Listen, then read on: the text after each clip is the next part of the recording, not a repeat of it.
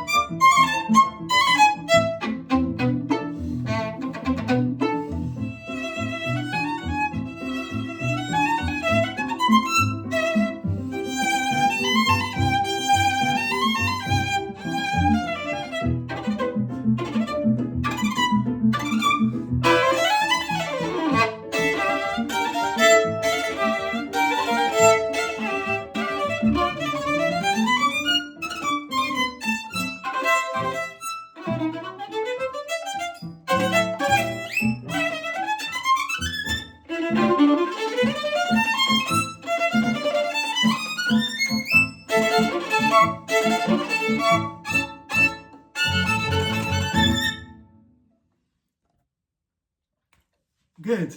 So as you can see, it's a fun piece and it's really fun to play, as much as it's complicated to coordinate all the different techniques. Like I said, you need to really think that this is a fun piece to play. You need to bring out those fireworks, those rhythms. The clarity is something we need to really work on. But just to go through the piece a little bit, there's so many different techniques that I would like to make sure that we go through each one of them. The first one is the off strings or up staccato. So for that we need the fingers to be active, and at the same time we need the arm to move in the right direction. And I will probably start from the string, for example. Now, there is a lot of this in this piece, and I don't think it's necessary to do it every single time. You will see in my video of the performance that sometimes I broke it into separate bows. As long as it sounds the same, this, for example, sometimes it's written like this, sometimes it's written like that, or sometimes we just prefer to play it that way. Especially in the second page, there's quite a lot of that, and I personally just think it's too much. Like, I personally prefer all of that. It's very percussive, and we need to have that, but it doesn't necessarily mean we need to do it always on the elbow. So back to the first page. I'm gonna go through the bits that for me are more difficult. We have the coordination as well between pizzicatos and bow. Right from the beginning, we need those chords to be, those pizzicatos, to be resonant and to be clear. As much as possible, a little bit of vibrato if possible. And then the singing voice. Warm vibrato, nice tone. Work on every single one of these things separately to get to the best quality possible, and then you can join them together. Now, at the end of the first page is when we have the next couple of complications. And the first one is this. That variolage with the ricochet at the same time. So I would recommend you to do lots of Shepshik, Opus 3. The last two variations will really work for that, but we need a start with a bit of an accent, and then a movement of the arm going down, something up.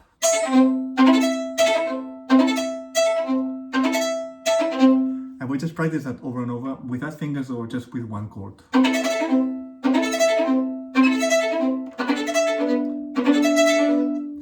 For the clarity, for the rhythm, all of that is really, really important. We have the harmonic, and then the left hand pizzicato. And we have that over and over with different combinations of fingers, but it's basically the same technique. On top of that, something that seems not necessarily too difficult, but because it's fast, we have those double stops.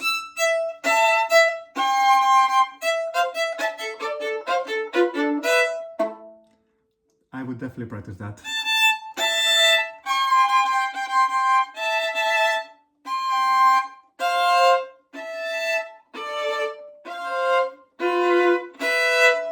I would probably need to practice it myself a little bit more, just for consistency.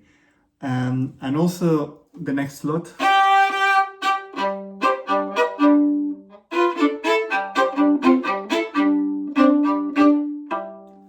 So all of that needs to be very clear. Now for the clarity, apart from the intonation, we need the bow to be very clear. So quite a lot of bow on the down bows,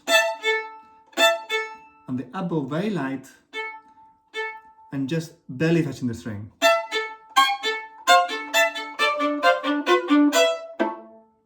If you get that, you get the melody coming out.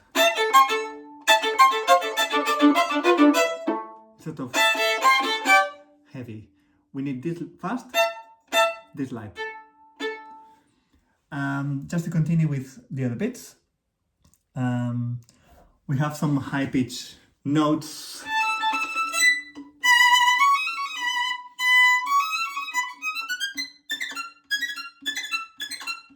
I didn't say the ricochet down bow on those. Also, the clarity and the rhythm are really, really important.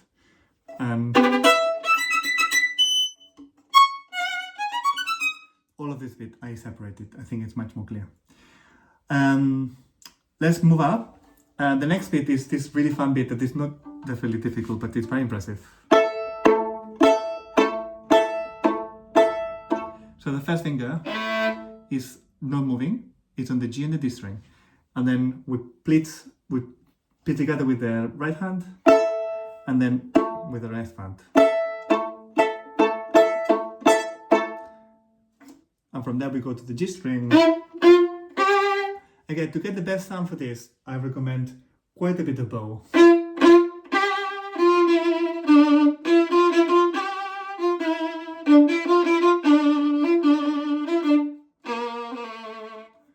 And to get the sound, these accents are what it means to get really, really fast.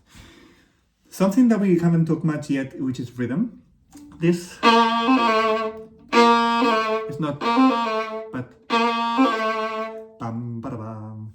Even if you can make it a little bit further and a little bit later, just a bit, we'll get that flavors of Spain, like I was saying earlier. And then contrast.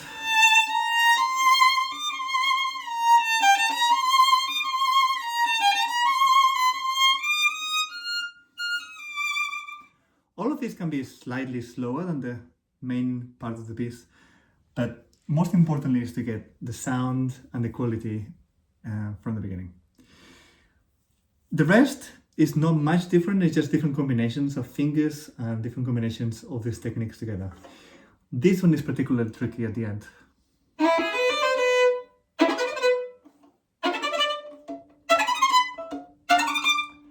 Really needs a lot of practice because then it's going to be very fast. Just for the clarity and from here, really as fast as you can.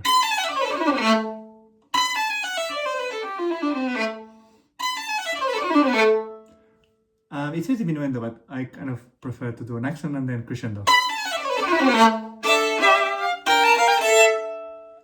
And then at the end, just go for it. Have the spectacle to come back. And really enjoy practicing it. It's a lot of fun, and it's a lot more fun when everything is in the right place and it sounds crisp. Once everything sounds crisp is when you have to give the attitude, the passion, the drama into all of this. It's not just playing the notes that will make it sound good. So I hope you enjoyed this tutorial. If there's anything that you would like me to explore next, let me know. Write in the comments and I will try to make sure I'll do it. Enjoy!